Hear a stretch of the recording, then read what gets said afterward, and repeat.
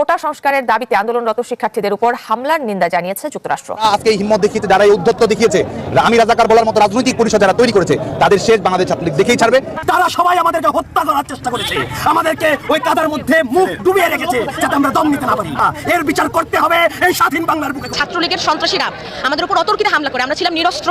আমাদের উপর হামলা করার পরবর্তীতে তারা ছেলে মেয়ে নির্বিশেষে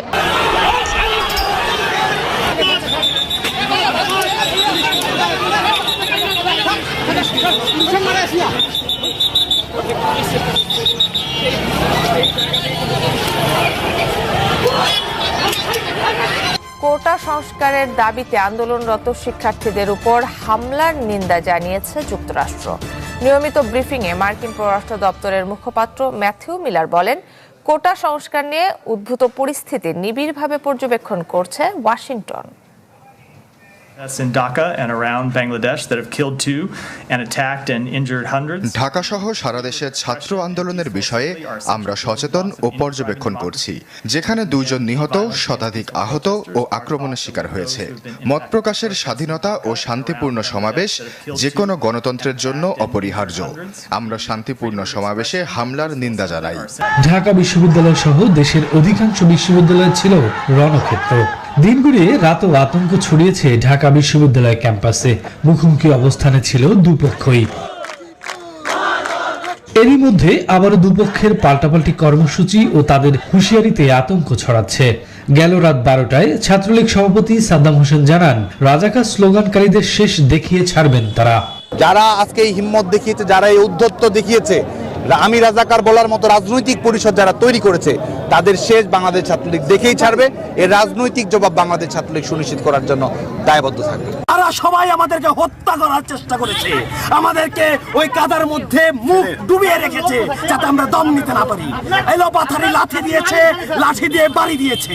এই যে হত্যা চেষ্টা, এর বিচার করতে হবে এই স্বাধীন বাংলার বুকে। ছাত্রলীগের সন্ত্রাসীরা আমাদের উপর অতর্কিতে হামলা করে, আমরা ছিলাম নিরস্ত্র। আমাদের উপর হামলা করার পরবর্তীতে তারা ছেলে মেয়ে নির্বিশেষে হকি স্টিক, বাঁশ এগুলো দিয়ে আমাদের গায়ে, মাথায়, কোমরে সব জায়গায় আঘাত করে এবং আমাদের সামনে সকলে রক্তাক্ত হয়। আজকে যে পরিস্থিতি হয়ে ক্যাম্পাসে, অ্যাটলিস্ট আপনারা যদি কেউ দেখতেন, বিশ্বাস করেন আপনারা সারা জীবনের জন্য এই ছাত্রলীগ জিনিসটাকে যে কি পরিমাণ ঘৃণা করতেন বা ভয় পাইতেন আপনারা জানেন না। এরা আমাদের সামনে রড দিয়ে পিটায়া, ছেলেগুলারে রড দিয়ে পিটায়া একদম আধা মরা করে ফেলছে।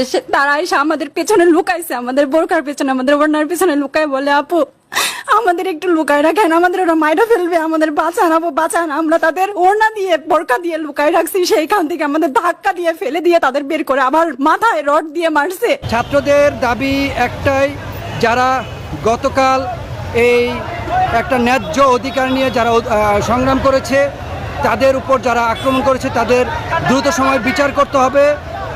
যে বক্তব্য জন্য তারা মাঠে নেমেছে, সে বক্তব্য প্রত্যাহার করতে হবে এবং কোটা ব্যবস্থার সংস্কার করতে হবে। তা না হলে তারা রাজপথ ছাড়বে না। এই প্রতিজ্ঞা ব্যক্ত করেই তারা বিভিন্ন স্লোগান দিচ্ছে এবং আমরা দেখতে পাচ্ছি তাদের এই ব্লকের কারণে বাংলাদেশের যে ব্যস্ততম সড়কটি, সেই সড়কটি এখন একটি তীব্র যানজট তৈরি হয়েছে। সাধারণ মানুষের তো ভোগান্তি হচ্ছে।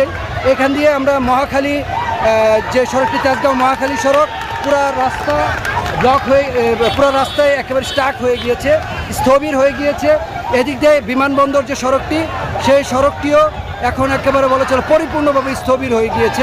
ঢাকা বিশ্ববিদ্যালয় সহ অনেকগুলো বিশ্ববিদ্যালয় কোটা সংস্কার আন্দোলনের উপর যেভাবে নির্যাতন, নিপীড়ন চালানো হয়েছে, তারপরও তাদেরকে যে দমানো যায়নি তার প্রমাণ আজকে সকাল থেকে বিভিন্ন অঞ্চলে দেখা যাচ্ছে। খোদ রাজধানীতে দেখা যাচ্ছে যে বেসরকারি বিশ্ববিদ্যালয়ের শিক্ষার্থীরা পর্যন্ত রাস্তায় নেমে আসছে। বাড্ডায় ব্র্যাক বিশ্ববিদ্যালয় শিক্ষার্থীদের সড়ক অবরোধ, কোটা সংস্কার আন্দোলন, অর্থাৎ কোটা সংস্কারের পক্ষে ব্র্যাক বিশ্ববিদ্যালয়ের শিক্ষার্থীরা রাস্তায় নেমেছে। এই খবরে বলা হচ্ছে, কোটা সংস্কারের দাবিতে রাজধানীর বাড্ডা এলাকায় সড়ক অবরোধ করেছেন ব্র্যাক বিশ্ববিদ্যালয়ের শিক্ষার্থীরা। মঙ্গলবার সকালে 10:30টার দিকে তারা বাড্ডা এলাকায় ব্র্যাক বিশ্ববিদ্যালয়ের ক্যাম্পাসের সামনে সড়ক অবরোধ করেন। সোমবার বিশ্ববিদ্যালয়ের শিক্ষার্থীদের উপর ছাত্রলীগের হামলা ও কোটা সংস্কার দাবিতে তারা এই আন্দোলন করছেন। প্রত্যক্ষদর্শীরা বলছেন, সকাল 10টার দিকে ব্র্যাক বিশ্ববিদ্যালয়ের ভেতরে জড়ো হন এবং এরপর সড়ক অবরোধ করে বিক্ষোভ শুরু করেন।